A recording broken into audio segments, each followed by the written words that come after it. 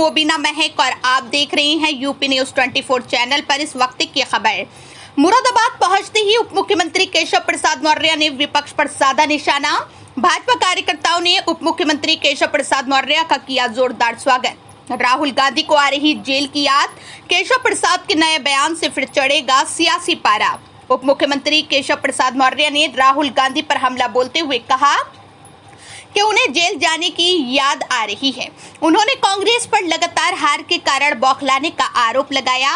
मौर्य ने समाजवादी पार्टी को भी दंगों के लिए जिम्मेदार ठहराया। उन्होंने उत्तराखंड में गीता के श्लोकों की पढ़ाई की सराहना की और कांवड़ यात्रियों को शुभकामनाएं दी। उप मुख्यमंत्री केशव प्रसाद मौर्य एक बार फिर कांग्रेस नेता और सांसद राहुल गांधी पर हमलावर दिखे। राहुल गांधी जेल जाना चाहते हैं के बयान के सवाल पर कहा कि राहुल गांधी को जेल की याद आ रही है, उन्हें कोर्ट ने जमानत दी है।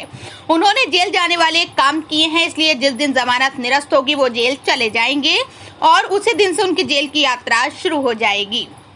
लगातार पराजय से कांग्रेस बौखलाई हुई है। पूरा नॉर्थ ईस्ट वर्तमान में भारतीय जनता पार्टी और गठबंधन के पास है। जिस प्रकार से उन्होंने एक मुख्यमंत्री पर टिप्पणी की है वो उनकी हताशा का परिचय है। भाजपा के संगठन महामंत्री धर्मपाल सिंह के बिजनौर स्थित आवास पर पहुंचकर उनकी माता की 13वीं संस्कार में शामिल हुए। उप मुख्यमंत्री केशव प्रसाद मौर्य ने मुरादाबाद में मुंडा पांडे हवाई पट्टी ये बातें कही। समाजवादी पार्टी को भी उप मुख्यमंत्री ने घेरा। कहा कि मुजफ्फरपुर से लेकर बनारस या प्रदेश में जहां कहीं भी दंगे होते थे उसके पीछे समाजवादी पार्टी का हाथ होता था, चाहे सरकार मुलायम सिंह के नेतृत्व में रही हो या अखिलेश यादव की। उन्होंने वो सब कुछ किया जो नहीं किया जाना चाहिए था। सर, कांवड़ यात्रा का समय चल रहा है। कांवड़ यात्रा चल रही है। जो कांवड़ यात्री हैं सबको शुभकामनाएं हैं। भगवान भोलेनाथ जी को जल चढ़ाने के लिए कठिन साधना करते हैं और बड़ी मात्रा में जल ले करके इतनी लंबी दूरी तय करते हैं। भगवान भोलेनाथ जी उनके सारे मनोरथ सिद्ध करें और कांवड़ यात्रा को लेकर के कोई असुविधा ना हो, इसके लिए प्रदेश के सभी 75 जिलों में जो भी जरूरी कदम हैं सुरक्षा के, व्यवस्था के, यातायात के, वो सब सरकार ने उठाए हैं और सभी स्थानों पे उपयुक्त व्यवस्थाएं की गई। सर, आपने अभी ट्वीट में कहा था कि राहुल गांधी जेल जाना चाहते हैं, तो क्या कब तक जाएंगे सर?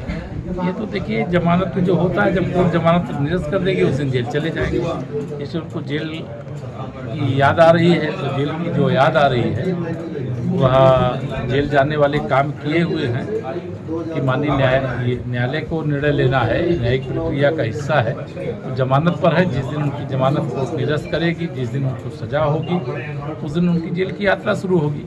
लेकिन लगातार पराजय दर पराजय से कांग्रेस बौखलाई हुई है।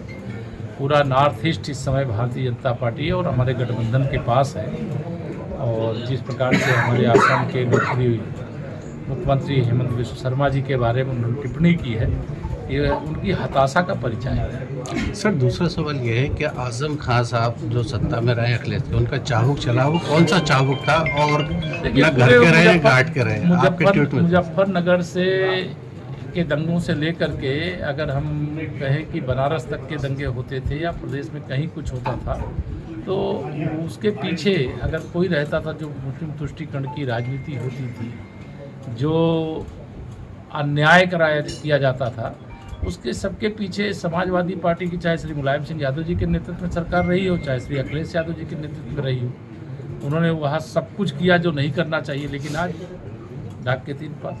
सर, प्रदेश अध्यक्ष और राष्ट्रीय अध्यक्ष का बाजार गर्म और आपका नाम चल रहा है, सर क्या कहेंगे? हाँ, मुझे कोई बताया है कि, और मैं आपको भी बताया दे रहा हूँ कि भारतीय जनता पार्टी का जो राष्ट्रीय अध्यक्ष होगा वो कोई भाजपा का कार्यकर्ता होगा, देश किसी प्रदेश से होगा। प्रदेश का जो अध्यक्ष होगा वो भी भाजपा का कार्यकर्ता होगा, प्रदेश के किसी जिले से होगा। प्रथम आपका नाम चल रहा है। नाम चलता है, आप लोग चलाते हो, कोई चलाता नहीं।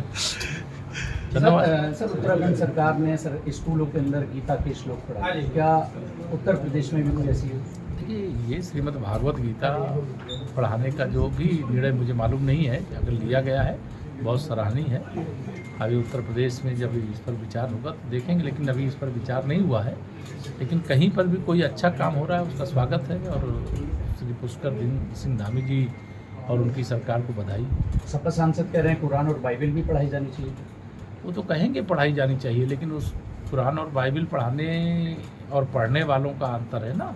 वहाँ जो पढ़ाया जा रहा है उसके पढ़ाने के पीछे का उद्देश्य अलग है और जो कुरान और बाइबिल के पीछे का उद्देश्य अलग है। तो दोनों का उद्देश्य अलग अलग होता है।